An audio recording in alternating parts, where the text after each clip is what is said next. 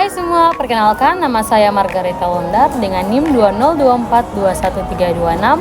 Di sini saya akan menjelaskan tentang kepailitan dan PKPU. Oke, pada penjelasan yang pertama, kita akan membahas tentang sejarahnya. Dimulai dari asal-usul kepailitan. Hukum kepailitan sudah dikenal sejak zaman Romawi. Istilah bangkrut berasal dari bahasa Italia, yaitu bancarupta atau bangku patah, karena di Eropa dulu, bangku pedagang atau bankir yang kabur sambil membawa uang kreditornya dihancurkan sebagai tanda ia tidak mampu membayar utang.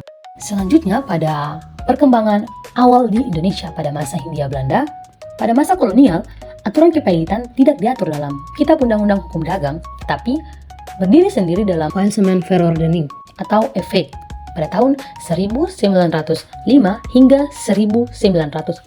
Sebelum EV berlaku, Indonesia memiliki dua sistem kepailitan. Yang pertama ada aturan pailit khusus pedagang yang diatur dalam KUHD buku ketiga. Yang kedua ada aturan pailit untuk bukan pedagang yang diatur dalam RV pasal 899 sampai 915. Kedua aturan ini akhirnya dicabut setelah EV diberlakukan pada tahun 1906. Selanjutnya pada poin yang ketiga, pembaruan hukum modern pada tahun 1998 hingga sekarang. Nah, krisis ekonomi pada tahun 1998 itu membuat pemerintah menilai EV sudah tidak memadai. Akhirnya pemerintah menerbitkan Perpu nomor 1 tahun 1998, kemudian disahkan menjadi Undang-Undang nomor 4 tahun 1998. Akhirnya pembaruan besar lagi dilakukan hingga lahirlah Undang-Undang nomor 37 tahun 2004 tentang kepailitan dan PKPU yang menjadi dasar hukum kepailitan yang berlaku saat ini. Oke, selanjutnya kita akan membahas tentang pengertian kepailitan. Secara umum, kepailitan ialah suatu sitaan, eksekusi atau seluruh kekayaan si debitor atau dalam hal ini orang-orang yang berutang untuk kepentingan semua kreditor-kreditornya atau orang-orang yang berpiutang. Kepailitan dapat diartikan sebagai sebuah proses penyelesaian sengketa bisnis melalui jalur litigasi atau melalui sebuah proses di pengadilan niaga. Selanjutnya pengertian kepailitan menurut Fred B.G. Tumbuhan, beliau menyampaikan bahwa kepailitan ialah sita umum yang mencakup seluruh kekayaan debitor untuk kepentingan semua kreditornya. Ini menunjukkan bahwa semua aset debitor akan dikelola untuk menyelesaikan utang-utang kepada para kreditor. Pengertian menurut pasal 1 ayat 1 Undang-Undang nomor 37 tahun 2004 tentang kepailitan dan PKPU. Kepailitan adalah sita umum atas semua kekayaan debitor pailit yang pengurusan dan pemberesannya dilakukan oleh kurator di bawah pengawasan hakim pengawas.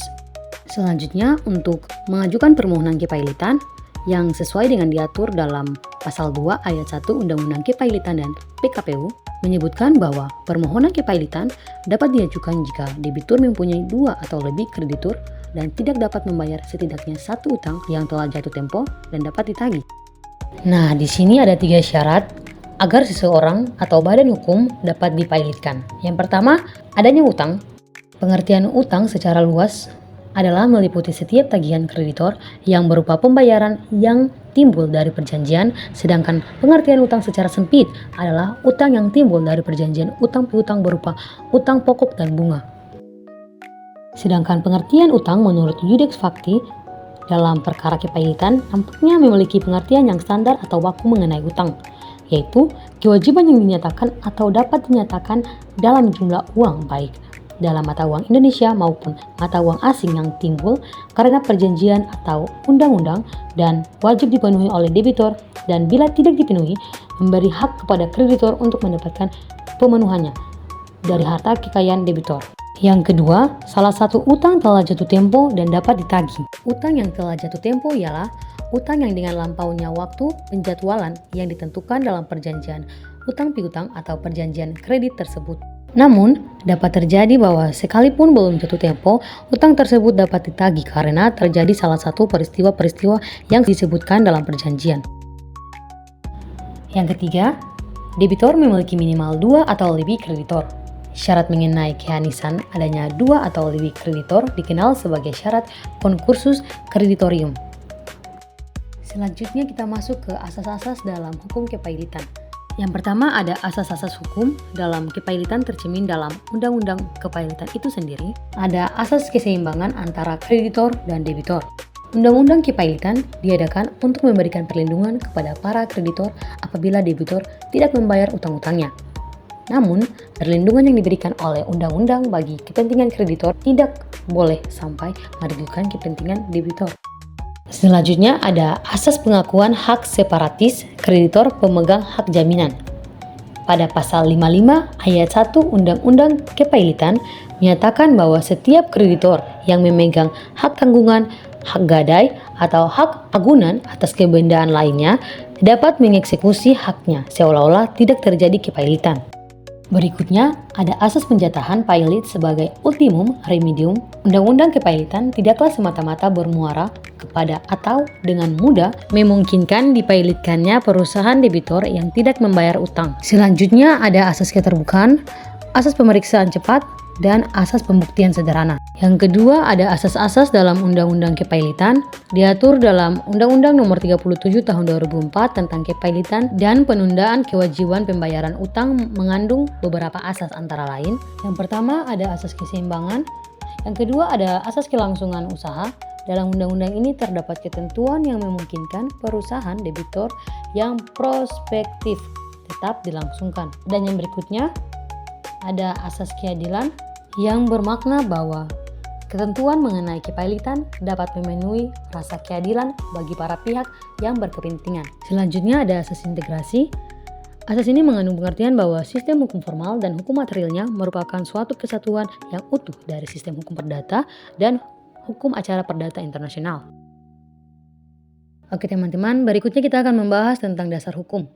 Dasar hukum kepailitan Indonesia tidak hanya yang diatur dalam Undang-Undang Nomor 37 Tahun 2004, tetapi juga segala sesuatu yang berkaitan dengan kepailitan yang diatur dan tersebar di berbagai peraturan perundang-undangan.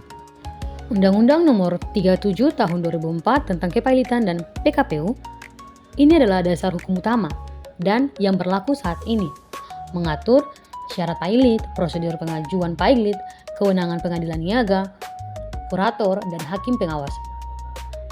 PKPU, penundaan kewajiban pembayaran utang.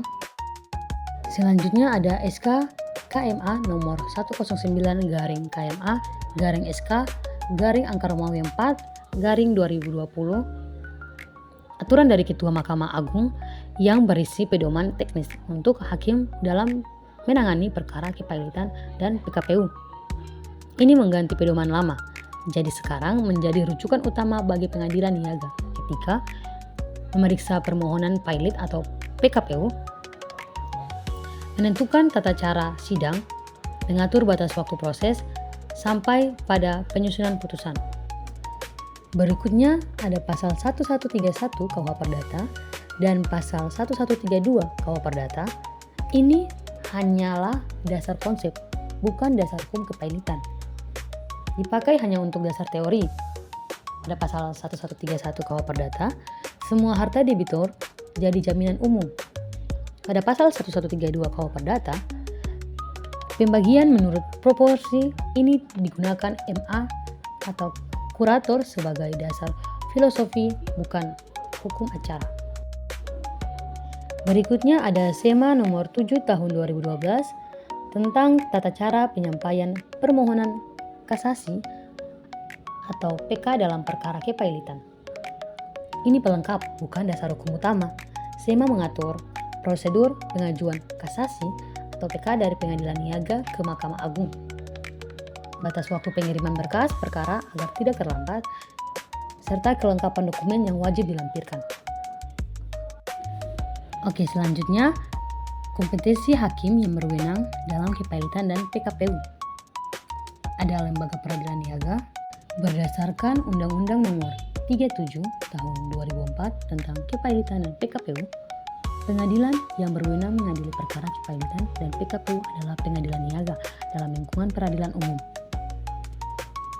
Selanjutnya, hakim niaga. Hakim niaga di peradilan niaga. Hakim yang mengadili di pengadilan niaga adalah hakim yang diseleksi khusus menurut Undang-Undang Pasal 302 Undang-Undang Nomor 37 Tahun 2004. Hakim niaga diangkat berdasarkan keputusan Ketua Mahkamah Agung. Selanjutnya ada hakim pengawas. Hakim pengawas ini mempunyai kewenangan pengawasan atas manajemen dan pemberesan harta pailit, atau yaitu atas aktiva debitur pailit. Berikutnya ada prinsip kompetensi absolut dan relatif. Menurut literatur, kompetensi pengadilan niaga bersifat absolut karena hanya pengadilan ini yang bisa menangani pilot dan PKPU. Selanjutnya ada keterbatasan pengadilan niaga. Meski kompetensi niaga cukup luas, jumlah pengadilan niaga masih terbatas di Indonesia, sehingga tidak semua wilayah peradilan umum memiliki pengadilan niaga. Nah, pada slide berikutnya, kita akan membahas tentang akibat keputusan pilot bagi debitur, pilot, dan pengurusan harta kekayaan.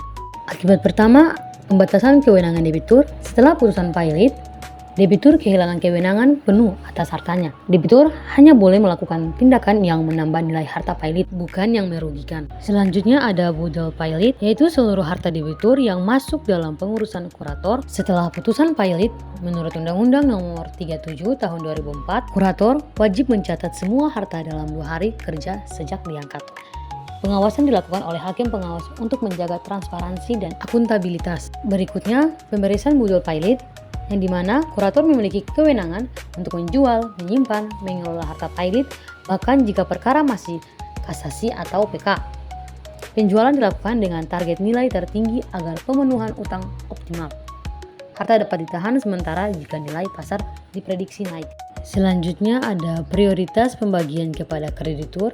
Memiliki 3 poin. Yang pertama ada kreditur preferen, yang dimana ini memiliki hak istimewa, kedudukannya paling tinggi. Yang kedua ada kreditur separatis, ini pemegang jaminan, misalnya gadai, fidusia, hak tanggungan, dan hipotek. Yang ketiga ada kreditur konkuren, kreditur tanpa jaminan khusus. Pada slide selanjutnya, kita akan membahas tentang PKPU atau penundaan kewajiban pembayaran utang. Nah teman-teman, apa sih PKPU?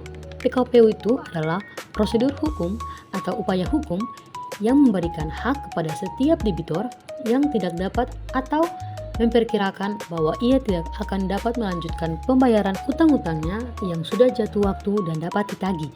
Dapat memohon penundaan kewajiban pembayaran utang dengan maksud pada umumnya untuk mengajukan rencana perdamaian yang meliputi tawaran pembayaran seluruh atau sebagian utang kepada kreditor konkuren. Untuk dasar hukumnya, Undang-Undang Nomor 37 Tahun 2004 tentang kepailitan dan penundaan kewajiban pembayaran utang atau Undang-Undang Kepailitan dan PKPU, khususnya diatur dalam bab 3 dari pasal 222 hingga pasal 294. PKPU bertujuan menjaga jangan sampai seorang debitur yang karena suatu keadaan dinyatakan pailit, sedangkan jika debitur tersebut diberikan waktu, maka besar harapan ia dapat melunasi utang-utangnya.